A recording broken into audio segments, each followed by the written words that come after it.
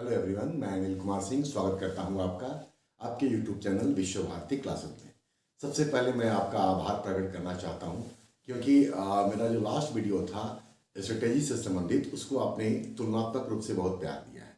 कुछ नए सब्सक्राइबर भी जुड़े हैं जिनका कि हम अपने चैनल पर स्वागत करते हैं। चलिए, रणनीति से संबंधित वीडियो को आपने पसंद किया है, इसका मतलब कि रणनीति आपको अच्छा लगा है। लेकिन रणनीति को एग्जीक्यूट करना ज़्यादा जरूरी है, क्योंकि रणनीति अगर हम लोग बना लें और उसको एग्जीक्यूट ना करें तो उसका कोई फायदा लिटरली हम लोगों को नहीं मिलने जा रहा है। आपको मैंने अपने उस वीडियो में रिवीजन की बात कही थी कि बचे हुए दिनों में आपको रिवीजन की आवश्यकता है। नए चीज़ों के स्थान पर जिन चीज़ों को आप लगातार पढ़ते आ रहे हैं उसको रिवाइज कीजिए। आपको रिवाइज करने में आसान हो, इसीलिए हमने इंडियन पॉलिटी या फिर भारतीय संविधान से संबंधित अनुच्छेदों का एक वीडियो बनाया था। क्वेश्चन 25 थे, लेकिन 4 ऑप्शन के साथ, उसके एक्सप्लेनेशन के साथ वो आर्टिकल 100 प्लस जाता है। साथ ही कई सारी महत्वपूर्ण जानकारियां भी मैंने उपलब्ध कराई थी।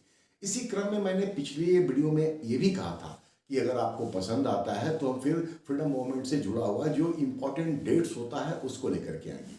आज के इस वीडियो में मैंने उसी काम को किया है। भारत के इतिहास और फ्रीडम मूवमेंट में इंपॉर्टेंट डेट्स को तलाशना थोड़ा मुश्किल काम है, क्योंकि इतने सारे डेट्स हैं, इतने सारे फैक्ट्स होते हैं कि सबको एक वीडियो में शामिल कर लेना, उसको समाहित कर लेना लिटरली पॉसिबल तो नहीं होता है। लेकिन मैंने कोशिश ज़रूर किया है कि जो महत्वपूर्ण डेट्स हैं, जो महत्वपूर्ण ईयर है, इस वीडियो के थ्रू आपको हम पहुंचा सकें। यहाँ एक बात आपसे और भी कहना चाहेंगे। अमूमन ये देखा जाता है कि जब वीडियो छोटा होता है तो लोग ज़्यादा देखते हैं, वीडियो लंबा होता है तो लोग कम टाइम देते हैं। हम ये वीडियो किसी इंटरटेनमेंट के उद्देश्य से बना नहीं रहे हैं और आपको ही पता है कि आप उस उद्देश्य से देख भी नहीं रहे हैं। तो वीडियो को अगर पूरा देखेंगे हम लोग तभी फायदा होगा, क्योंकि अगर वीडियो आधा घंटा, पौन घंटा या 1 घंटा का होता है तो इसका मतलब ये है कि आपके लिए कंटेंट भी ज़्यादा होगा, आपको ढेर सारी सामग्री भी मिलेगी। और वास्तव में आपका उद्देश्य क्या है? आपका उद्देश्य होता है कुछ न कुछ हासिल करना। तो वीडियो को प्लीज़ पूरा देखा कीजिए। एनीवे, आज का वीडियो आपका फ्रीडम मूवमेंट और उसके इंपॉर्टेंट डेट से है। उम्मीद है आपको पसंद आएगा। वीडियो देखने के बाद आप निश्चित तौर पे अपनी राय रखिए और किसी खास तरह के टॉपिक पर अगर आप चाहते हैं कि हम वीडियो और लेकर के आए तो हम निश्चित तौर पर आपके लिए लेकर के आएंगे। वैसे मेरे दिमाग में कुछ प्लान है जो आने वाले दिन में हम एग्जीक्यूट करेंगे, लेकिन अगर आपको ज़रूरत हो तो आप निश्चित तौर पर बताइए। चलिए देखते हैं क्वेश्चन और फिर उसके एक्सप्लेनेशन को भी ज़रूरत के हिसाब से हम लोग शामिल करेंगे वीडियो में। चलिए फिर हम लोग क्वेश्चन शुरू करते हैं। क्वेश्चन नंबर 1, लॉर्ड कर्जन के समय कौन सी घटना या कार्य वर्ष 1904 में नहीं हुई थी? मतलब 1904 में कई सारी घटनाएं हुई हैं लॉर्ड कर्जन के समय में, उसी से संबंधित ये क्वेश्चन है। ऑप्शन को देखिए। यंग हस्बैंड मिशन का तिब्बत अभियान, ये उसी के टाइम में हुआ था। बी, भारतीय टंकन तथा मुद्रण अधिनियम, ये इस सवाल का सही जवाब है क्योंकि भारतीय टंकन तथा मुद्रण अधिनियम 1899 में पारित हुआ था, 1899 में। इसका मतलब कि रेस्ट जो ए, सी और डी है ये 1904 की घटना है। एक तो ऐसे क्वेश्चन दूसरे एंगल से भी पूछा जा सकता है कि प्राचीन स्मारक संरक्षण अधिनियम किस गवर्नर जनरल के समय में पारित किया गया? आपके सामने आंसर है।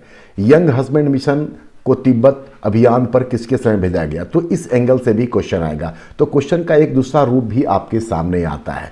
तो खैर इसका आंसर है बी, क्योंकि ये 1899 में हुआ था और बाकी तीनों घटना 1904 की हैं। नंबर 2, किस दिन बंगाल विभाजन के निर्णय की घोषणा की गई? ऑप्शन को देखिए। 19 जुलाई 1905। क्वेश्चन पूछता है किस दिन बंगाल विभाजन के निर्णय की घोषणा की गई। इसके लागू होने की तारीख नहीं पूछा जा रहा है, तो सही उत्तर है 19 जुलाई 1905, ऑप्शन ए।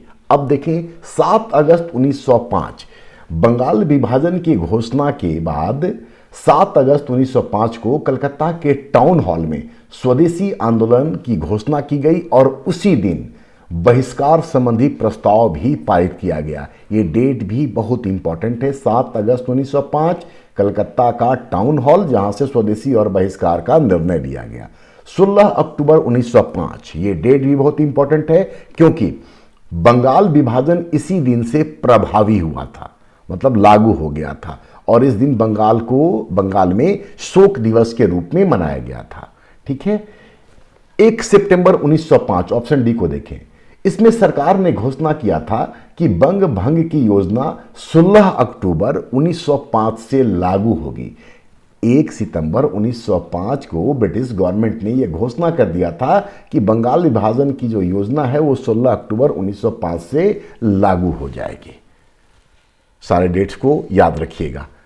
नंबर 3, 1 अगस्त 1920 को किस रूप में याद किया जाता है? तिलक की मृत्यु, जी हां, बाल गंगाधर तिलक की मृत्यु 1 अगस्त 1920 को ही हुई थी। असहयोग आंदोलन की शुरुआत, असहयोग आंदोलन का शुरुआत भी खिलाफत कमेटी के साथ उसी दिन शुरू कर दी गई थी। तो ए और बी दोनों ही बातें सही हैं, तो यहां पर उत्तर हो जाएगा डी, ए और बी दोनों। जबकि खिलाफत दिवस जो था वो 31 अगस्त 1920 को मनाया गया था। ठीक है, तो खिलाफत दिवस 31 अगस्त को, तिलक की मृत्यु 1 अगस्त 1920, असहयोग आंदोलन की शुरुआत खिलाफत कमेटी के साथ 1 अगस्त 1920 को ही। कांग्रेस इसमें बाद में शामिल होगी, वो क्वेश्चन भी आएगा आपके सामने। क्वेश्चन नंबर 4, स्वदेशी और बहिष्कार आंदोलन, जिसको कि हम लोग बंग भंग आंदोलन भी कहते हैं, के दौरान राष्ट्रीय शिक्षा परिषद नेशनल एजुकेशन काउंसिल की स्थापना कब की गई थी? ऑप्शन ए 14 अगस्त 1906, इस दिन बंगाल नेशनल कॉलेज की स्थापना की गई थी। बंगाल नेशनल कॉलेज की स्थापना 14 अगस्त 1906 को की गई थी और इस कॉलेज के या महाविद्यालय के जो पहले प्रिंसिपल थे वो थे अरविंदो घोष। तो क्वेश्चन ये भी पूछ सकता है कि बंगाल नेशनल कॉलेज के पहले प्रिंसिपल कौन थे? तो अरविंदो घोष। इस सवाल का सही जवाब है 15 अगस्त 1906। इसी दिन राष्ट्रीय शिक्षा परिषद की स्थापना की गई थी स्वदेशी आंदोलन के तहत, मतलब स्वदेशी को अपनाने के संदर्भ में। राष्ट्रीय शिक्षा परिषद 15 अगस्त 1906 और इसकी जो स्थापना की गई थी उसके संस्थापक का नाम था सद्गुरु दास बनर्जी। तो सद्गुरु दास बनर्जी के प्रयासों से राष्ट्रीय शिक्षा परिषद की स्थापना की गई। 22 अक्टूबर 1905, 22 अक्टूबर 1905 को बंग भंग आंदोलन के दौरान कार्लाइल सर्कुलर जारी किया गया था। क्वेश्चन ऐसे भी पूछा गया है कि कार्लाइल सर्कुलर का संबंध किससे है? तो बंग भंग आंदोलन या फिर स्वदेशी और बहिष्कार आंदोलन से। दरअसल कार्लाइल सर्कुलर के तहत उन विद्यालयों और महाविद्यालयों के प्रबंधन को और विद्यार्थियों को इस आंदोलन से दूर रहने की चेतावनी दी गई थी और कहा गया था कि अगर विद्यालय महाविद्यालय के विद्यार्थी इसमें शामिल होते हैं तो उन विद्यालयों को प्रतिबंधित कर दिया जाएगा और उनको जो राष्ट्रीय या सरकार की ओर से सहायता मिलती है वो सहायता बंद कर दिया जाएगा। 25 जुलाई 1906 को बंगाल टेक्निकल इंस्टीट्यूट की स्थापना हुई थी। बंगाल टेक्निकल इंस्टीट्यूट की स्थापना 25 जुलाई 1906 को, जो कि आज की तारीख में जादवपुर यूनिवर्सिटी या विश्वविद्यालय के नाम से जाना जाता है। जादवपुर विश्वविद्यालय के नाम से आज की तारीख में ये जाना जाता है। क्वेश्चन नंबर 5, भारत सचिव। सबसे पहले ये जान ले कि भारत सचिव का पद जो था वो सिपाही विद्रोह के बाद 1858 में जो एक्ट आया था वहीं से क्रिएट हुआ था और पहले भारत सचिव थे इलियट। ठीक है, तो भारत सचिव द्वारा ब्रिटेन की हाउस ऑफ कॉमन्स, जो वहां का लोअर हाउस है, हाउस ऑफ कॉमन्स में प्रस्ताव पढ़ा गया था। वो प्रस्ताव मॉन्टेग्यू घोषणा कहलाता है। तो कब पढ़ा गया था? ऑप्शन देखते हैं। 17 अगस्त 1918। 17 अगस्त 1918 का इंपॉर्टेंस इस रूप में है कि इस दिन सुरेंद्रनाथ बनर्जी ने कांग्रेस से अलग होकर राष्ट्रीय उदारवादी संघ, जिसको अंग्रेजी में हम लोग बोलेंगे नेशनल लिबरल लीग, राष्ट्रीय उदारवादी संघ की स्थापना सुरेंद्रनाथ बनर्जी के द्वारा की गई थी। ये क्वेश्चन बीपीएससी में पूछा जा चुका है। ठीक है, तो 17 अगस्त 1918 का संबंध सुरेंद्रनाथ बनर्जी के कांग्रेस से अलग होने और राष्ट्रीय उदारवादी संघ की स्थापना से है। 28 अप्रैल 1916, इस दिन तिलक के द्वारा होम रूल लीग की स्थापना की गई थी। 28 अप्रैल 1916 को तिलक के द्वारा पुणे से होम रूल लीग की स्थापना की गई थी और तिलक के होम रूल लीग के सचिव थे एनसी केलकर। इस सवाल का क्वेश्चन नंबर 5 का सही उत्तर है 20 अगस्त 1917, जिसको कि मॉन्टेग्यू घोषणा या जिसको अगस्त प्रस्ताव भी कहा मॉन्टेग्यू घोषणा या जिसको हम लोग अगस्त घोषणा भी कहते हैं। मॉन्टेग्यू घोषणा को अगस्त घोषणा भी कहा जाता है। ये बात भी जान लें। इसके अलावा अगस्त प्रस्ताव भी आया है अगस्त प्रस्ताव आया था 8 अगस्त 1940 को लिनलिथगो के समय, लॉर्ड लिनलिथगो के समय, 8 अगस्त 1940 ऑप्शन में भी है। तो अगस्त प्रस्ताव 8 अगस्त 1940 को, और एक अगस्त संकल्प भी है जो 1942 में लिनलिथगो के समय में ही आया था। तो इस सवाल का जवाब है सी, और बाकी जो ऑप्शन है, जो डेट्स हैं, उससे संबंधित बातें भी आपको मैंने बताने का काम किया है। क्वेश्चन नंबर 6, लाला हरदयाल ने सैन फ्रांसिस्को से किस दिन उर्दू में गदर पत्र निकालना प्रारंभ किया था? लाला हरदयाल ने सैन फ्रांसिस्को से किस दिन उर्दू में गदर पत्र निकालना प्रारंभ किया था? सारे ऑप्शन को समझते हैं हम लोग। 1 मई 1913, ये डेट बहुत इंपॉर्टेंट है क्योंकि इसी दिन लाला हरदयाल के प्रयासों से पोर्टलैंड में हिंदी एसोसिएशन की स्थापना की गई थी। लाला हरदयाल के प्रयासों से 1 मई 1913 को पोर्टलैंड में हिंदी एसोसिएशन की स्थापना की गई थी। यही हिंदी एसोसिएशन बाद में गदर पार्टी कहलाया। मतलब क्वेश्चन ऐसे भी पूछा जा सकता है कि गदर पार्टी का वास्तविक नाम क्या था? तो हिंदी एसोसिएशन। ये भी जान ले कि गदर पार्टी के महासचिव थे लाला हरदयाल, जबकि गदर पार्टी के अध्यक्ष थे सोहन सिंह भाखना। 1 नवंबर 1913 इस सवाल का जवाब है। इसी दिन से उर्दू में गदर पत्र का प्रकाशन शुरू हुआ था। 9 दिसंबर 1913 से गुरमुखी, गुजराती और हिंदी में भी गदर का पत्र प्रकाशित होना शुरू हुआ। इसका मतलब यह हुआ कि उर्दू, गुरमुखी, गुजराती और हिंदी में गदर पत्र प्रकाशित किया जाता था 4 भाषाओं में। सबसे पहले उर्दू से, जिसमें कि 1 नवंबर 1913 से शुरू किया गया था, और 9 दिसंबर से 3 अन्य भाषा, गुरमुखी, गुजराती और हिंदी में भी। 25 मार्च 1914 का संबंध है कि लाला हरदयाल की गिरफ्तारी इसी दिन की गई थी। लाला हरदयाल को गिरफ्तार किया गया था और बाद में फिर वो राष्ट्रीय आंदोलन से दूर हो गए थे। क्वेश्चन नंबर 7, गांधी जी से संबंधित कौन सी बात सही नहीं है? तो 3 बातें गांधी जी से संबंधित जो हैं वो सही है और 1 गलत है। 9 जनवरी 1915 को गांधी जी दक्षिण अफ्रीका से मुंबई लौटे थे, ये सही है। प्रवासी दिवस भारत में इसी उपलक्ष्य में मनाया जाता है। 20 मई 1915 को साबरमती आश्रम की स्थापना की, यह भी सही है। 22 मई 1894 को नेटाल इंडियन कांग्रेस, मतलब जिस दौरान गांधी जी दक्षिण अफ्रीका में थे, तो नेटाल इंडियन कांग्रेस की स्थापना की थी। ऑप्शन डी इस सवाल का जवाब है क्योंकि यह बात सही नहीं है। 1904 में हिंद स्वराज पुस्तक की रचना की।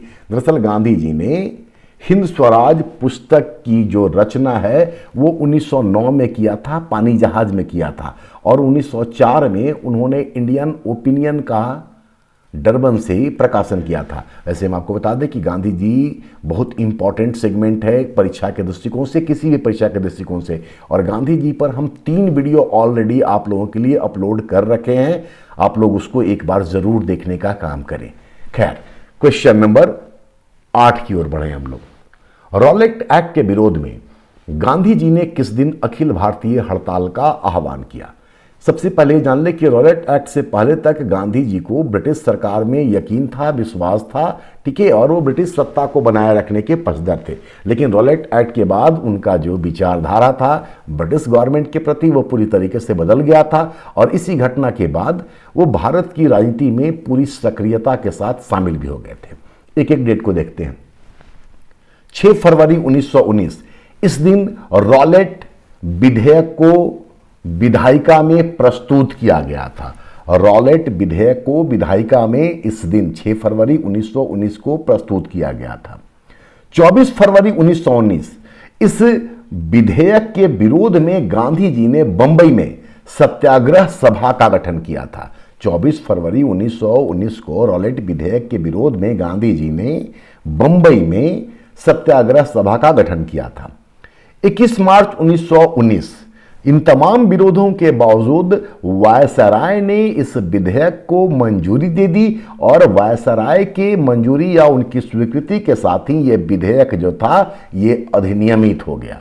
ठीक है, और इस सवाल का सही जवाब है 30 मार्च 1919। तो गांधी जी ने अखिल भारतीय हड़ताल का आह्वान 30 मार्च 1919 को किया था। यहां पर कुछ बातें और इंपॉर्टेंट है जिसको जान लेना चाहिए कि यद्यपि ये डेट 30 मार्च 1919 निर्धारित की गई थी, लेकिन बाद में गांधी जी ने इस तारीख को आगे बढ़ा दिया था और 6 अप्रैल 1919 कर दिया था। ठीक है, तो मार्च से इसको बढ़ा करके 6 अप्रैल किया गया था, लेकिन दिल्ली में 30 मार्च को ही स्वामी श्रद्धानंद के नेतृत्व में हड़ताल हो गई और इस हड़ताल के दौरान पुलिस फायरिंग भी हुई और पुलिस फायरिंग में 10 लोग मारे गए थे। तो ये हड़ताल लिटरली गांधी जी का जो था वो हिंसात्मक हो गया था। कुछ और घटना है इससे जुड़ा हुआ। 8 अप्रैल 1919 को गांधी जी की गिरफ्तारी हो गई हरियाणा के नजदीक पलवल में। 8 अप्रैल 1919 को गांधी जी की गिरफ्तारी हुई हरियाणा के नजदीक पलवल में। दरअसल स्वामी श्रद्धानंद और डॉक्टर सत्यपाल, जो कि पंजाब के प्रमुख नेता में से थे उस दौरान, स्वामी श्रद्धानंद और डॉक्टर सत्यपाल के निमंत्रण पर गांधी जी बंबई से दिल्ली और फिर दिल्ली से पंजाब के लिए रवाना हुए थे, लेकिन पलवल में 8 अप्रैल 1919 को उनको गिरफ्तार किया गया और फिर उनको मुंबई भेज दिया गया। इसके बाद 10 अप्रैल 1919 को डॉक्टर सत्यपाल और सैफुद्दीन किचलू, इन दोनों को गिरफ्तार करके और किसी अज्ञात स्थान पर भेज दिया गया। 12 अप्रैल 1919 को सभी प्रकार की सार्वजनिक सभाओं पर रोक लगा दी गई थी, यद्यपि इस बात की सूचना प्रॉपर तरीके से सब लोगों तक नहीं पहुंचाया गया था। और फिर अगले ही दिन 13 फरवरी 1919 आप सब जानते हैं कि जालियांवाला बाग हत्याकांड हो गया। ठीक है, जालियांवाला बाग हत्याकांड के विरोध में सी शंकरन नायर, जो कि वायसराय के कार्यकारिणी परिषद के सदस्य थे, उन्होंने इस्तीफा दे दिया था। इस बात को भी याद रखिए कि सी शंकरन नायर, जो वायसराय के कार्यकारिणी परिषद के सदस्य थे, उन्होंने इस्तीफा दे दिया था। टैगोर ने 30 मई 1919 को नाइटहुड या सर की उपाधि लौटा दी। रविन्द्रनाथ टैगोर गुरुदेव ने नाइटहुड की अपनी उपाधि 30 मई 1919 को लौटा दी। और जालियांवाला बाग हत्याकांड के संदर्भ में सीएफ एंड्रयूज ने कहा था कि यह जानबूझकर की गई क्रूर हत्या है। तो रॉलेट एक्ट और जालियांवाला बाग से संबंधित कई सारी जो महत्वपूर्ण डेट्स है, जो स्टेटमेंट है, जो बातें हैं, वो भी मैंने इस क्वेश्चन के साथ आपको बताने का काम कर दिया है। नंबर 9, खिलाफत दिवस कब मनाया गया था? इसका आंसर हम आपको पहले ही किसी क्वेश्चन में दे चुके हैं। ठीक है, लेकिन फिर भी इसको देख लेते हैं हम लोग। खिलाफत दिवस कब मनाया गया था? ये क्वेश्चन नंबर 9 है आपका। 31 अगस्त, माफ कीजिए, 31 अगस्त 1920 ये इस सवाल का सही जवाब है। ठीक है, अब बाकी ऑप्शन पे जाते हैं। 30 नवंबर 1919, इस दिन दिल्ली में गांधी जी ने अखिल भारतीय खिलाफत कमेटी की अध्यक्षता की थी।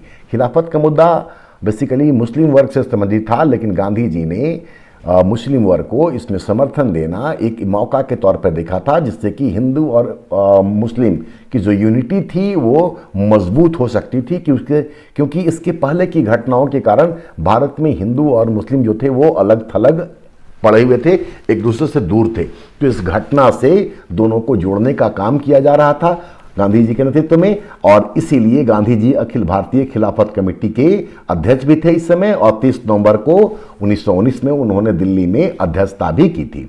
1 अगस्त 1920, मैंने पहले बता दिया है कि खिलाफत कमेटी ने असहयोग आंदोलन प्रारंभ कर दिया था और उसी दिन तिलक की मृत्यु भी हुई थी, तो ये रिवाइज भी हो गया।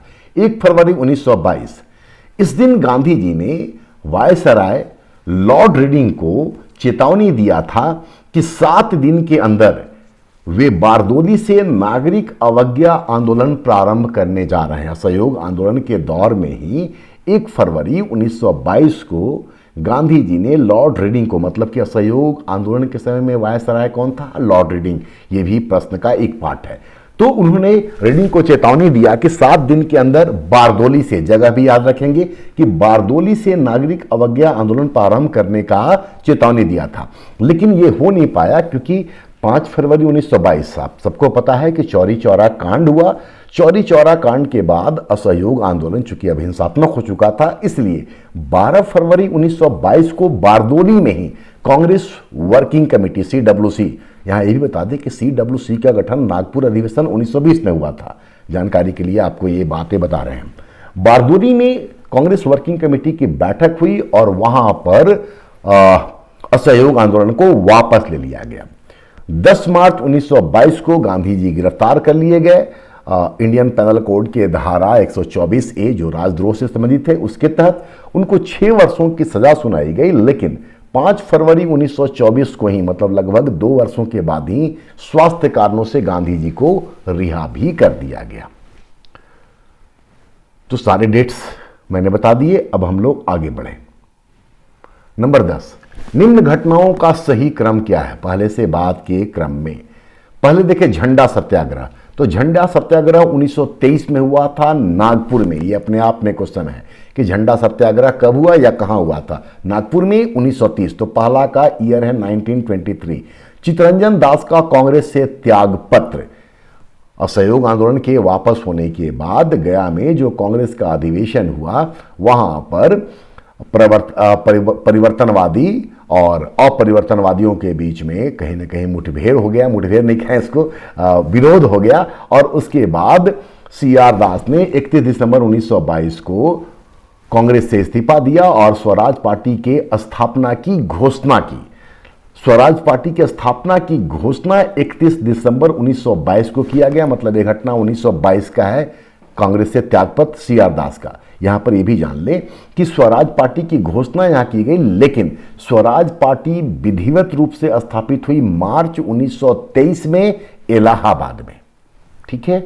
तीसरा, कांग्रेस का दूसरा विशेष अधिवेशन। कांग्रेस का दूसरा विशेष अधिवेशन सितंबर 1920 में कलकत्ता में लाला लाजपत राय की अध्यक्षता में हुआ था और यह विशेष अधिवेशन हुआ था असहयोग आंदोलन के प्रस्ताव के संदर्भ में। तो असहयोग आंदोलन का यहां प्रस्ताव रखा गया था और जब कांग्रेस का 1920 के दिसंबर में नागपुर में विजय राघवाचारी के नेतृत्व में नियमित अधिवेशन हुआ तो वहां पर इसकी पुष्टि हुई या उसको मान्यता दिया गया। तो कांग्रेस का दूसरा विशेष अधिवेशन सितंबर 1920 में हुआ था, कलकत्ता में हुआ था और अध्यक्ष थे लाला लाजपत राय। ये बातें जब बताए हैं तो ये दूसरा है। तो पहला 1918 में हुआ था कांग्रेस का विशेष अधिवेशन और पहला विशेष अधिवेशन मुंबई में हुआ था जिसके की अध्यक्ष थे हसन इमाम।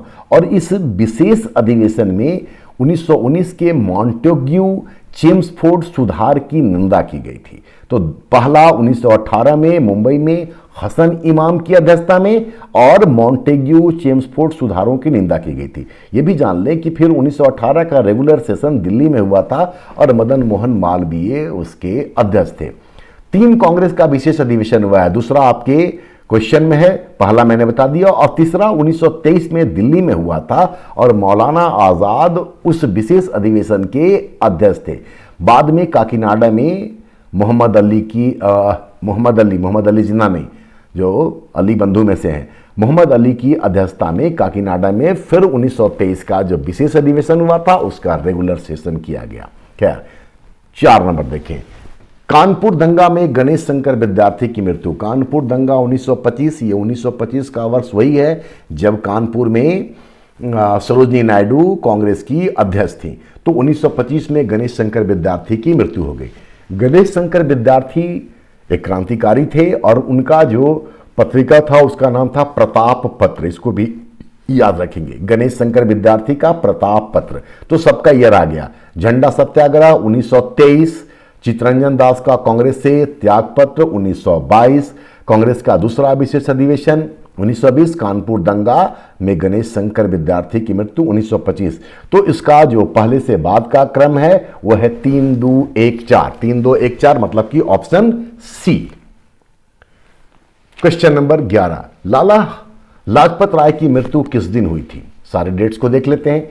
9 अगस्त 1925, इस दिन काकोरी ट्रेन डकैती हुई थी। ये डेट भी इंपॉर्टेंट है और काकोरी जो है ये सहारनपुर लखनऊ रेलवे लाइन में अवस्थित है। मतलब सहारनपुर लखनऊ रेलवे लाइन में काकोरी स्टेशन है जहां की हिंदुस्तान रिपब्लिकन एसोसिएशन के 10 क्रांतिकारियों ने 8 डाउन ट्रेन को लूटने का काम किया था, सरकारी खजाना लूटा था। बाद में 4 लोगों को फांसी हुई थी, वो भी आपको याद होगा, नहीं तो एक बार नाम रिपीट कर लें। राम प्रसाद बिस्मिल, अशफाकुल्ला, राजेंद्र लाहिड़ी और रोशन सिंह। राम प्रसाद बिस्मिल, अशफाक उल्लाह, राजेंद्र लाहिड़ी और रोशन सिंह, ये सब लोग हिंदुस्तान रिपब्लिकन एसोसिएशन से संबंधित थे और हिंदुस्तान रिपब्लिकन एसोसिएशन की स्थापना 1924 में कानपुर में राम प्रसाद बिस्मिल, सचिंद्र नाथ सान्याल और जोगेश चटर्जी के प्रयासों से हुआ था। तो 9 अगस्त काकोरी ट्रेन डकैती से संबंधित है। अगला डेट है 9-10 सितंबर 1928। दरअसल हिंदुस्तान सोशलिस्ट रिपब्लिकन एसोसिएशन आजाद, चंद्रशेखर आजाद के नेतृत्व में फिरोज शाह कोटला दिल्ली में उस दिन हिंदुस्तान सोशलिस्ट रिपब्लिकन एसोसिएशन का स्थापना या गठन हुआ था।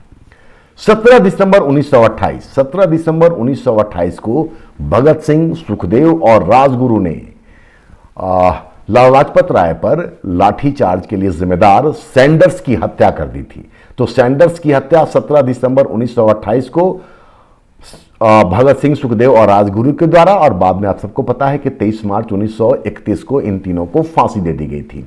इस सवाल का जवाब है लाला लाजपत राय का मृत्यु का, वह है 17 नवंबर 1928, मतलब उनकी मृत्यु के ठीक 1 महीने के बाद भगत सिंह, सुखदेव और राजगुरु ने सैंडर्स को मार करके इस घटना का बदला लिया था। नंबर 12, भगत सिंह एवं बटुकेश्वर दत्त ने केंद्रीय विधानसभा, जिसको कि धारा सभा में भी सभा भी कहते हैं, में बम कब फेंका था या कब बम फेंका था? सारे ऑप्शन देखते हैं। 8 अप्रैल 1929 ये सवाल का जवाब है, ऑप्शन ए। और ये बम फेंका गया था ट्रेड डिस्प्यूट बिल और पब्लिक सेफ्टी बिल पर के विरोध में, मतलब ट्रेड डिस्प्यूट बिल और पब्लिक सेफ्टी बिल, जिसके के द्वारा आम लोगों, खास करके मजदूरों के अधिकारों का हनन किया जा रहा था। तो इसके विरोध में इन दोनों ने 8 अप्रैल 1929 को केंद्रीय विधानसभा में बम फेंकने का काम किया था। आप सब जानते हैं कि बम फेंकने का उद्देश्य किसी को मारना नहीं था। खैर, 13 सितंबर 1929 इस दिन लाहौर के सेंट्रल जेल में 64 दिनों तक भूख हड़ताल के पश्चात जतीन दास की मृत्यु हो गई थी, जो कि कैदियों के लिए सुविधाओं की मांग कर रहे थे।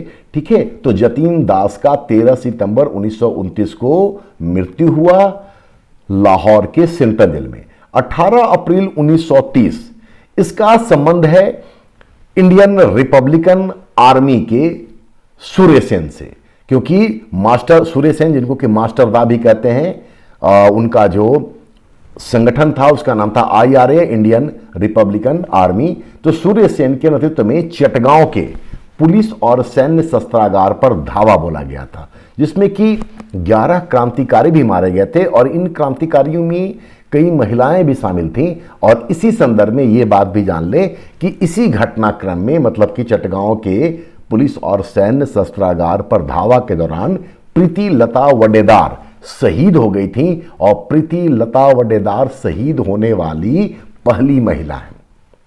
12 जनवरी 1934 मास्टरदा, मतलब कि सूर्य सेन, जो IRA से संबंधित थे, इस घटना चटगांव पुलिस और सैन्य शस्त्रागार से संबंधित, उसके लिए उनको गिरफ्तार किया गया था। और इस दिन, मतलब कि 12 जनवरी 1934 को सूर्य सेन को फांसी दी गई थी। नेक्स्ट क्वेश्चन, किस वर्ष या कब भगत सिंह ने नौजवान सभा का गठन किया था? तो आंसर है इसका 1926। ठीक है, पहले तो आपको आंसर मिल गया। 1925 के लिए कुछ बात आपको याद रखना चाहिए, जैसे कि 1925 में ही CR दास, चितरंजन दास की मृत्यु हो गई थी। 1925 में ही विठल भाई पटेल केंद्रीय विधानसभा के अध्यक्ष चुने गए थे, और केंद्रीय विधानसभा के अध्यक्ष चुने जाने वाले वो पहले भारतीय थे। स्वराज दल के सदस्य थे, विधायिका में प्रवेश किए, लेकिन बाद में सरकारी पद को उन्होंने स्वीकार करना शुरू किया। तो खैर, विठल भाई पटेल 1925 में केंद्रीय विधानसभा के अध्यक्ष बनने वाले पहले भारतीय थे। फरवरी 1931, अगर इसमें डेट भी जोड़ दे तो 12 फरवरी का दिन चंद्रशेखर आजाद के शहीद होने से संबंधित है। आप सबको पता है कि इलाहाबाद के अल्फ्रेड पार्क में नॉट बावर के साथ मुठभेड़ में चंद्रशेखर आजाद, जिनको कि उनके साथी पंडित जी कहते थे, शहीद हो गए थे। और 1929 का दिसंबर का घटना, जो क्रांतिकारियों की बात कर रहे हैं तो उसी से जोड़ ले। वायसराय लॉर्ड इरविन की रेलगाड़ी को दिल्ली के पास उड़ाने का प्रयास किया गया था दिसंबर 1929 में। तो अब तक हम लोगों ने 13 क्वेश्चन और 13 क्वेश्चन के 4 ऑप्शन, 52 डेट्स को कम से कम या ईयर को हम लोगों ने समझने देखने का काम फिलहाल किया है। आगे बढ़े। अब माइकल ओ डायर की हत्या किसने की थी? ऑप्शन में आपको डेट्स नहीं दिख रहा है, लेकिन डेट्स भी आएगा, क्योंकि अभी तक लगातार डेट्स आ रहा था, थोड़ा सा चेंज किए हैं, बट डेट्स से ही जुड़ा हुआ ये पूरा टॉपिक है, तो डेट्स भी आएगा। माइकल ओ डायर की हत्या किसने की थी? तो सबसे पहले आंसर जान ले। आंसर है उद्धम सिंह, और उद्धम सिंह ने इनको मारने का काम किया और 31 जुलाई 1940 को यह काम किया गया था। ठीक है,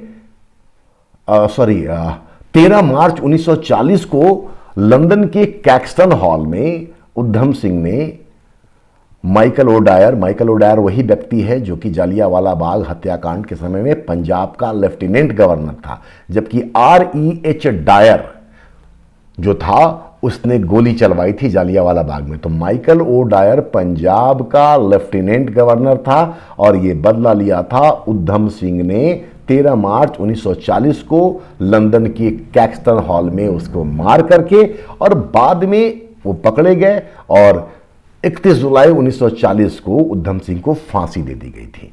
तो आंसर बी है। अब बाकी ऑप्शन को देखें। शांति घोष एवं सुनीति चौधरी, ये भी क्रांतिकारी हैं। इन लोगों ने दिसंबर 1931 में पिपरा के डिस्ट्रिक्ट मजिस्ट्रेट स्टीवेंस को गोली मारी थी। शांति घोष एवं सुनीति चौधरी ने दिसंबर 1931 में पिपरा के डीएम या डिस्ट्रिक्ट मजिस्ट्रेट स्टीवेंस को गोली मारी थी। मदन लाल धिंगरा, इन्होंने लंदन में कर्जन विलियम वायली की हत्या की थी। यह घटना 1909 का है और इसके कारण ही मदन लाल धिंगरा को हम लोग याद करते हैं। अब देखिए अनंत लक्ष्मण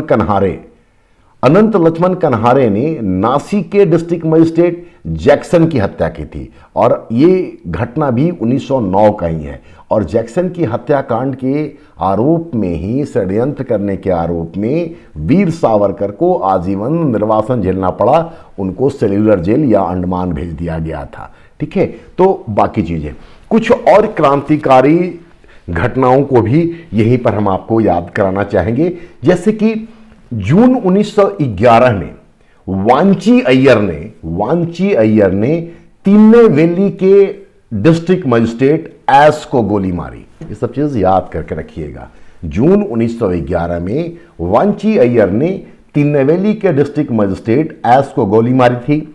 इसी तरीके से 30 अप्रैल 1908 बोलते ही खुदीराम बोस और प्रफुल्ल चाकी का नाम सामने आता है। इन दोनों ने मुजफ्फरपुर के अलोकप्रिय जज किंग्सफोर्ड को मारने का असफल प्रयास किया था। बाद में आपको पता है कि खुदीराम बोस को फांसी दी गई थी 11 अगस्त 1908 को, जबकि प्रफुल्ल चाकी ने खुद को ही गोली मार करके अपनी आत्महत्या कर ली थी। इसी तरीके से 23 दिसंबर 1911, इस दिन दिल्ली दरबार के आयोजन के समय में दिल्ली के चांदनी चौक के पास हाथी पर सवार लॉर्ड हार्डिंग को बम से मारने का प्रयास किया गया था। यह सब क्वेश्चन पूछा जा चुका है, इसलिए क्वेश्चन के साथ अगर संदर्भ जुड़ रहा है तो हम आपको बताने का काम कर रहे हैं। तो लॉर्ड हार्डिंग को, जो कि हाथी पर सवार था, चांदनी चौक पर मारने का प्रयास किया था और इस घटना को अंजाम देने में सचिन नाथ सान्याल और रास बिहारी बोस की मुख्य भूमिका थी। मुख्य सूत्रधार थे रास बिहारी बोस ही, जो कि हार्डिंग को बम से मरवाने का प्रयास कर रहे थे। बाद में रास बिहारी बोस भाग निकलते हैं, बच जाते हैं। खैर, तो नेक्स्ट क्वेश्चन की ओर हम लोग बढ़े। नंबर 15, गांधी जी ने कब अपनी 11 सूत्री मांग पत्र वायसराय लॉर्ड इरविन के समक्ष रखा था? लॉर्ड इरविन के समक्ष। ऑप्शन को देखिए। 11 फरवरी 1930। इस दिन साबरमती में कांग्रेस वर्किंग कमेटी कार्यकारिणी समिति की बैठक हुई और उस बैठक में गांधी जी को सविनय अवज्ञा आंदोलन के लिए अधिकृत किया गया था। 11 फरवरी का दिन 1930 में इस रूप में याद किया जाता है कि साबरमती में कांग्रेस वर्किंग कमेटी की बैठक हुई और गांधी जी को सविनय अवज्ञा आंदोलन शुरू करने के लिए अधिकृत किया गया। 2 मार्च 1930 को गांधी जी ने अपने कार्यक्रम की सूचना वायसराय को दी। वायसराय को सूचना दी कि अब आगे वो क्या करने जा रहे हैं। इस सवाल का सही जवाब है 31 जनवरी 1930। मतलब इन सभी घटना में ये सबसे पहले आ रहा है 31 जनवरी 1930, जहां पर गांधी जी ने 11 सूत्री मांग पत्र वायसराय लॉर्ड इरविन को दिया था। इसका मतलब ये कि सविनय अवज्ञा आंदोलन के समय में भारत का वायसराय लॉर्ड इरविन था। यहां पर यह भी जान ले कि इस 11 सूत्री मांग पत्र में बाकी चीजें तो थी, लेकिन एक महत्वपूर्ण मांग नहीं रखी गई थी और वो था पूर्ण स्वराज की मांग यहां नहीं रखी गई थी। ठीक है, जबकि ये घटना है 1930 का। आपको याद होगा 1929 के लाहौर अधिवेशन में, जो कि जवाहरलाल नेहरू के नेतृत्व में हुआ था, उनकी अध्यक्षता में हुई थी, वहां पूर्ण स्वराज का प्रस्ताव पारित हो गया था। 26 जनवरी 1930 को हम लोगों ने पहला स्वतंत्रता दिवस ही मना लिया था, लेकिन गांधी जी के इस सविनय अवज्ञा आंदोलन से पूर्व 11 सूत्री मांग पत्र में पूर्ण स्वराज की मांग नहीं थी, क्योंकि कांग्रेस के अंदर ही इस बात को लेकर के विरोध था। एक खेमा जो था वो अपनी वैश्विक स्वराज की बात कर रहा था और नेहरू और सुभाष चंद्र बोस जैसे जो युवा लोग थे वो पूर्ण स्वराज की मांग कर रहे थे। गांधी जी इनमें से किसी भी एक मुद्दे को उठाते तो एक खेमा का समर्थन खो देते, तो गांधी जी ने पूर्ण स्वराज की मांग नहीं की और नमक को मुद्दा बना करके, जो सबके लिए आवश्यक था, अपने सविनय अवज्ञा आंदोलन को आगे बढ़ाया था। खैर, 12 मार्च 1930 इस दिन गांधी जी ने अपने 78 साथियों के साथ दांडी यात्रा शुरू की। साबरमती से वो निकले और इसी दिन साबरमती को उन्होंने हमेशा के लिए छोड़ दिया। तो 12 मार्च 1930 को निकले, 24 दिनों के बाद 5 अप्रैल को दांडी पहुंचे और अगले ही दिन 6 अप्रैल 1930 को उन्होंने नमक कानून तोड़ने का काम किया था। क्वेश्चन नंबर 16, गांधी इरविन समझौता। गांधी इरविन समझौता को दिल्ली समझौता भी कहते हैं, यह भी जान लें। गांधी इरविन समझौता या दिल्ली समझौता कब हुआ था? बहुत इंपॉर्टेंट डेट है, लेकिन ऑप्शन पर जाने से पहले कुछ बातें यहां जान लें। गांधी इरविन समझौता के लिए गांधी जी को तैयार करने वाले 3 लोग थे, M.R. जयकर, तेज बहादुर सप्रू और श्रीनिवास शास्त्री। या कहें कि इनकी मध्यस्थता से ही गांधी इरविन समझौता हुआ था। नाम फिर दोहरा दे रहे हैं, M.R. जयकर, तेज बहादुर सप्रू और श्रीनिवास शास्त्री। गांधी इरविन समझौता के संदर्भ में सुभाष चंद्र बोस ने कहा था कि ये कांग्रेस की पराजय है। गांधी इरविन समझौता को सुभाष चंद्र बोस ने कांग्रेस की पराजय कहा था, जबकि रजनी पाम दत्त, जो कि आर्थिक इतिहासकार रहे हैं, रजनी पाम दत्त, R.P. दत्त ने कहा था कि गांधी जी बुर्जुआ वर्ग के मांगों के आगे झुक गए। तो गांधी इरविन समझौता के संदर्भ में ये बातें भी इंपॉर्टेंट थी, जो मैंने बता दिया। अब आते हैं कि कब हुआ था। ऑप्शन को देखिए, 21 मई 1930। सबसे पहले ये जान लें कि 21 मई 1930 को सरोजनी नायडू ने धरसाना सत्याग्रह या धरसाना नमक डिपो का नेतृत्व किया था। धरसाना नमक डिपो का नेतृत्व करने का मौका सरोजनी नायडू को इसलिए मिला क्योंकि 5 मई 1930 को गांधी जी सविनय अवज्ञा आंदोलन के दौरान नमक कानून तोड़ने के आरोप में 5 मई 1930 को गिरफ्तार कर लिए गए। उसके बाद 21 मई 1930 को सरोजनी नायडू ने धरसाना नमक डिपो का नेतृत्व किया था। ठीक है, बाद में यहां यह भी जान लीजिए कि जब 5 फरवरी 1930 को गांधी जी को गिरफ्तार किया गया था, तो 25 जनवरी 1931 को वो रिहा भी हो गए थे। 25 जनवरी 1931 को रिहा हो गए थे। उसी के बाद अब आगे जाकर के गांधी इरविन समझौता होगा। 6 फरवरी 1931 इस दिन मोतीलाल नेहरू का निधन हो गया था। 6 फरवरी 1931 को मोतीलाल नेहरू का निधन हो गया था। इस सवाल का सही जवाब है 5 मार्च 1931। 5 मार्च 1931 और डी 29 मार्च 1931। इस दिन कराची अधिवेशन हुआ था। अमूमन कांग्रेस का अधिवेशन दिसंबर में होता था, लेकिन 1931 का यह अधिवेशन 29 मार्च 1931 में ही हुआ कराची में, जिसकी की अध्यक्षता किए थे सरदार पटेल ने। यहां पर यह बात भी इंपॉर्टेंट है कि 29 मार्च से ठीक 6 दिन पहले, मतलब कि 23 मार्च को भगत सिंह, सुखदेव और राजगुरु को लाहौर षड्यंत्र केस में फांसी दे दी गई थी। फांसी दिए जाने के 6 दिनों के बाद ही ये अधिवेशन हो रहा था और गांधी इरविन समझौते में गांधी जी चूंकि इन तीनों को बचाने में असमर्थ रहे थे, इसलिए जब गांधी जी इस अधिवेशन में जा रहे थे तो पूरे रास्ता उनको विरोध झेलना पड़ा था। लोगों ने उनको काले झंडे दिखाए थे। खैर, तो 29 मार्च 1931 को कराची का अधिवेशन हुआ। सरदार पटेल इसके अध्यक्ष थे और कराची अधिवेशन की 3 बातें अत्यंत ही महत्वपूर्ण हैं। पहला तो ये कि यहां पर गांधी इरविन समझौते को मंजूरी प्रदान कर दी गई। इसके अलावा मौलिक अधिकारों का प्रस्ताव रखा गया कराची अधिवेशन में, और साथ ही राष्ट्रीय आर्थिक कार्यक्रम भी बनाए गए कराची अधिवेशन में, जो कि 29 मार्च 1931 को हुआ था। चलिए नेक्स्ट क्वेश्चन की ओर बढ़ें। क्वेश्चन नंबर 17, कौन सही सुमेलित नहीं है? मतलब 3 सही सुमेलित हैं और 1 सही सुमेलित नहीं है। तो सही उत्तर पर आते हैं, बाकी 3 आपके सामने खुद ब खुद आ जाएगा।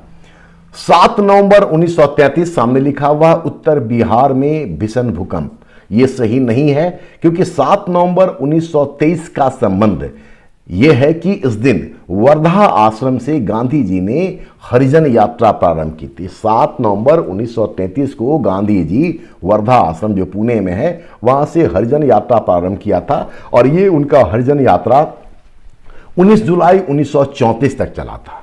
रहा बात उत्तर बिहार में भीषण भूकंप का, तो ये 15 जनवरी 1933 को आया था, 15 जनवरी 1933 को। और इस दौरान गांधी जी रचनात्मक कार्यक्रम में लगे हुए थे, हरिजन उद्धार का काम कर रहे थे, और उनके इन रचनात्मक कार्यक्रमों में जो भूकंप पीड़ित थे उनको सहायता देने का काम भी गांधी जी के नेतृत्व में, मार्गदर्शन में किया जा रहा था। बाकी आपके सामने है कि 29 अगस्त 1931 गांधी जी राजपुताना जहाज से लंदन रवाना हुए। गांधी इरविन पैक्ट के बाद सेकेंड जो राउंड टेबल कॉन्फ्रेंस हुआ था उसमें भाग लेने के लिए। 16 अगस्त 1932 सांप्रदायिक अधिनिर्णय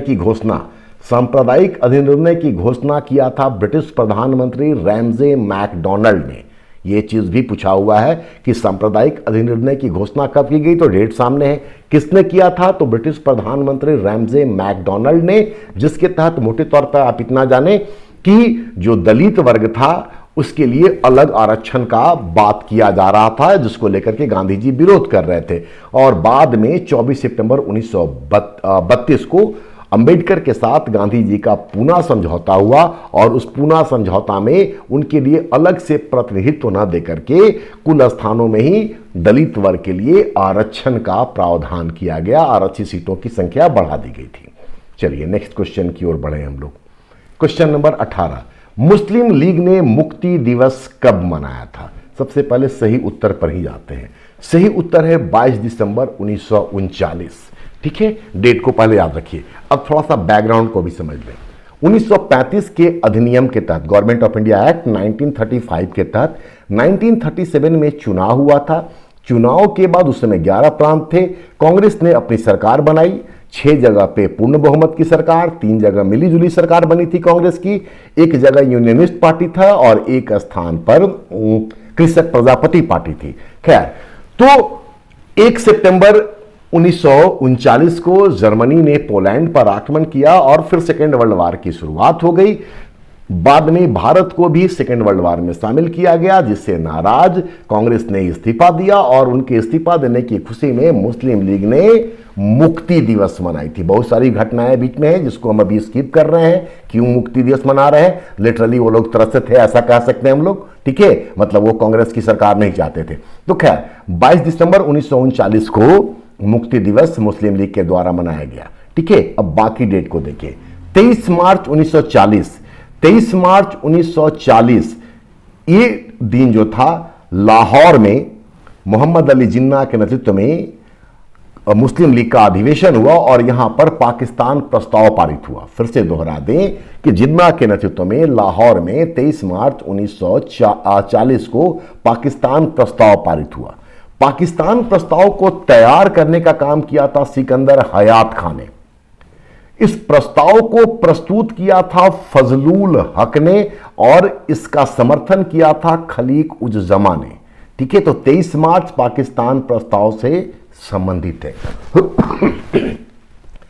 28 जनवरी 1933, ये डेट भी बहुत इंपॉर्टेंट है क्योंकि इसी दिन कैम्ब्रिज विश्वविद्यालय के चौधरी रहमत अली ने नाउ और नेवर नामक एक बुकलेट में पाकिस्तान शब्द का सृजन किया था। पाक स्थान, जिसका मतलब होता पवित्र स्थान। तो चौधरी रहमत अली ने, जो कि कैम्ब्रिज विश्वविद्यालय से संबंधित थे, नाउ और नेवर नामक बुकलेट में पाकिस्तान शब्द का सृजन किया था। यहां पर एक चीज और जान लीजिए कि 1930 में मोहम्मद इकबाल ने इलाहाबाद में जो मुस्लिम लीग का अधिवेशन हुआ था, वहां पर मुसलमानों के लिए एक अलग प्रदेश की मांग की थी, बात कही थी। हालांकि पाकिस्तान शब्द नहीं आया था, लेकिन इस रूप में अगर बात करें कि मुसलमानों के लिए अलग प्रदेश की मांग की थी, तो पाकिस्तान के विचार के जनक मोहम्मद इकबाल माने जाते हैं, जबकि पाकिस्तान शब्द को जन्म देने का काम किया था चौधरी रहमत अली ने 1933 28 जनवरी नाउ और नेवर नामक बुकलेट में। खैर, 17 अक्टूबर 1940, ये डेट भी बहुत इंपॉर्टेंट है और कई बार पूछा जा चुका है। इसी दिन पवनार आश्रम से गांधी जी ने व्यक्तिगत सत्याग्रह की शुरुआत की थी। और आप सब जानते हैं कि पहले व्यक्तिगत सत्याग्रही थे विनोबा भावे, दूसरे थे पंडित जवाहरलाल नेहरू, और तीसरे, आप सोचिए, उसके पहले हम आपको बता दें कि व्यक्तिगत सत्याग्रह को दिल्ली चलो आंदोलन भी कहा जाता है। व्यक्तिगत सत्याग्रह जो 17 अक्टूबर 1940 को शुरू हुआ, उसको दिल्ली चलो आंदोलन भी कहा जाता है। पहले व्यक्तिगत सत्याग्रही विनोबा भावे, दूसरे पंडित नेहरू, और तीसरे, सोच लिया आपने, ब्रह्मदत्त थे। ब्रह्मदत्त थे। चलिए नेक्स्ट क्वेश्चन की ओर बढ़े। 19, क्रिप्स मिशन भारत कब आया था? सही उत्तर है 22 मार्च 1942। 22 मार्च 1942 क्रिप्स मिशन का पूरा पीरियड है 22 मार्च 1942 से लेकर के 11 अप्रैल 1942।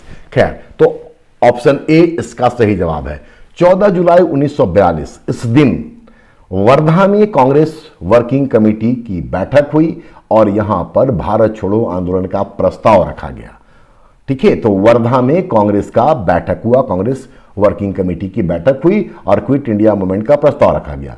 29 मार्च 1942 इस दिन क्रिप्स मिशन का रिपोर्ट प्रकाशित हुआ था। बाकी बातें आप जानते हैं, इसमें से एक बात सिर्फ इतना कह दें कि कांग्रेस ने भी उसको स्वीकार नहीं किया, लीग ने भी स्वीकार नहीं किया था, और क्रिप्स मिशन को गांधी जी ने उसके प्रस्ताव को पोस्ट डेटेड चेक कहा था।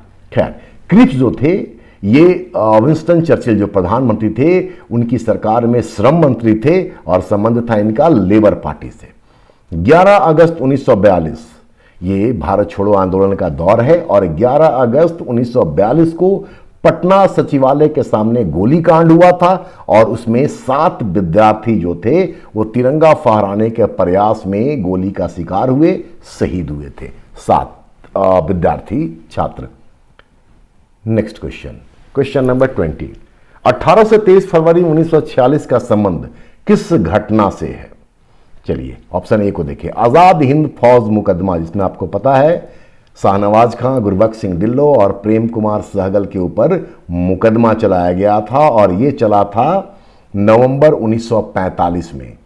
नवंबर 1945 में आजाद हिंद फौज मुकदमा दिल्ली के लाल किले पर चलाया गया था। दोषी ठहरा दिए गए थे, लेकिन लोगों का आक्रोश इतना था, जन समर्थन इतना था कि अंततोगत्वा जनवरी 1946 में इनको छोड़ना पड़ा था। आजाद हिंद फौज के इन सिपाहियों को पंडित नेहरू ने गुमराह देशभक्त की संज्ञा दी थी। नाम फिर से दोहरा दे कि किनके ऊपर मुकदमा चलाया गया था?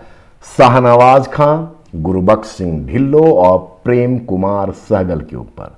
खैर, ऑप्शन बी शिमला सम्मेलन, ये 25 से 28 जून 1945 को हुआ था, शिमला में हुआ था। गांधी इसमें भाग नहीं लिए थे, ये भी जान लीजिए, हालांकि गांधी जी उस दौरान शिमला में ही मौजूद थे। इस सवाल का सही जवाब है शाही नौसेना विद्रोह।